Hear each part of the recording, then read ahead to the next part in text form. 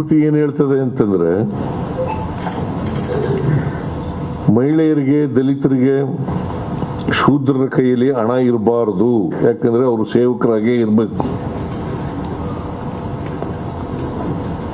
ಮನುಸ್ಮೃತಿ ಏನ್ ಹೇಳ್ತದೆ ಅಂತಂದ್ರೆ, ನಿಮ್ಗೆಲ್ಲ ಗೊತ್ತಿದೆ ಅಂತ ಅನ್ಕೊಂಡಿದ್ದೀನಿ ನಾನು. ಮಹಿಳೆಯರಿಗೆ, ದಲಿತರಿಗೆ, ಶೂದ್ರರಿಗೆ ಅವ್ರ ಕೈಯಲ್ಲಿ ಹಣ ಇರಬಾರದು, ಸ್ವಾಭಿಮಾನದಿಂದ ಬದುಕಬಾರದು. ಅವರು ಸಂಪೂರ್ಣ ಸೇವಕರಾಗಿರ್ಬೇಕು. ಈ ಮನುಸ್ಮೃತಿಯಿಂದ ಪ್ರೇರಣೆ ಪಡೆದಿರೋರು ಯಾರು? RSS. ಅವರು ಮಾರ್ಗದರ್ಶಕರು, ಬಿಜೆಪಿ ಸರ್ಕಾರಕ್ಕೆ ಮಾರ್ಗದರ್ಶಕರು ಅವರು.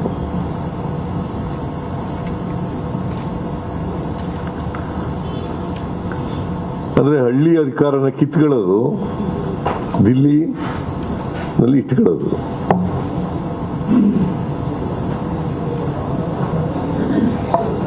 ಹಳ್ಳಿ ಅಧಿಕಾರನ ದಿಲ್ಲಿ ಅಧಿಕಾರ ಕಿತ್ಕೊಂಡಿದೆ.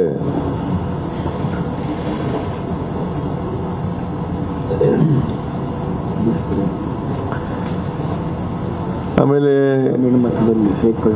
ಹೇಗೆ ದುಷ್ಪರಿಣಾಮಗಳಾಗ್ತವೆ ಅಂತಕ್ಕನ್ನೋದನ್ನ ನೀವು